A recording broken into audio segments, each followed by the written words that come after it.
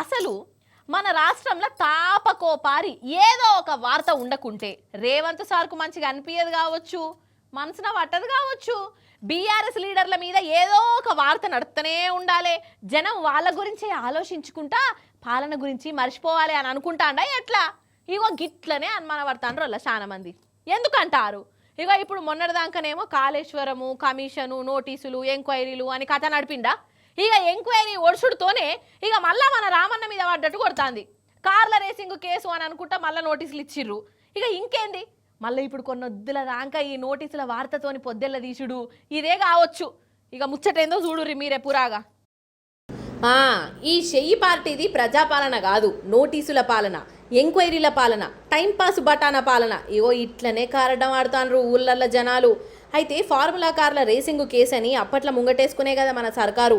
ఇక అందులో ఏమో జరిగింది, రామన్న మస్తు స్కామ్ చేసిండు, కుంభకోణం అయింది, ఇక అరెస్ట్ చేసుడే అన్నట్టు నడిచింది కథ. ఇక అప్పట్లోనే రామన్నకు నోటీసులు ఇస్తే ఏసీ బోళ్ళకి అడిగిపోయిండు. ఇక వాళ్ళు అడిగిన దానికి కుల్లం జవాబు చెప్పిండు. అది ఆడికే ఒడిచింది. తప్పు ఏడ దొరకనట్టున్నది. ఇక ఫార్ములా కేసు అయిపోయింది అని అనుకున్నాం కదా. ఇక అది ఒడిచినాక డైరెస్ట్ కాళేశ్వరము అని పెట్టుకున్నారు, నోటీసులు అన్నారు. కేసీఆర్ సార్ను కూడా ఎంక్వైరీ చేసిర్రు. ఆ కార్యం కూడా అయిపోయింది. ఇక ఇప్పుడు తిప్పి మళ్ళీ మొదటికొచ్చింది కథ. మళ్ళా రామన్నకు ఏసీబీ నోటీసులు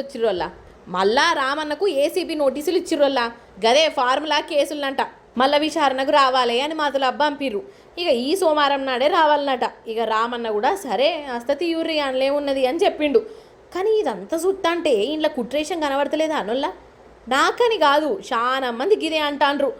ఓష్ని ఓ దిక్కు రైతులు రంది పడతాండ్రు, స్కీములు చక్కగా అత్తలేవు, పింఛన్లు పెరిగింది లేదు, ఆడపడుచులు హరిగోస పడతాండ్రు. వీటి సంగతి చూడకనట ఎంతసేపు కేసీఆర్ సార్ కుటుంబం చుట్టే తిరుగుతాండ్రేంది సర్కారు వాళ్ళు. అంటే కేసీఆర్ సార్ కుటుంబానికి నోటీసులు ఇచ్చి ఆఫీసుల చుట్టూ తిప్పించుడే ప్రజాపాలన అనుకుంటుండ్రా ఎట్లా?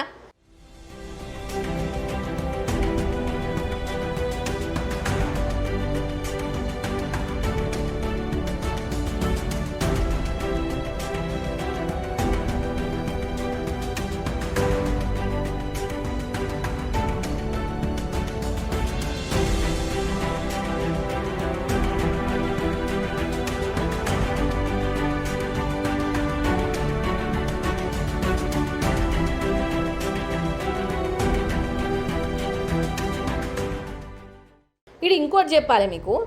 అప్పట్లో 10 ఏళ్ల కిందట మన రేవంత్ సార్ మీద కూడా ఓటుకు నోటు కేసు మీద ఏసీ బోలు కేసు పెట్టిండ్రు.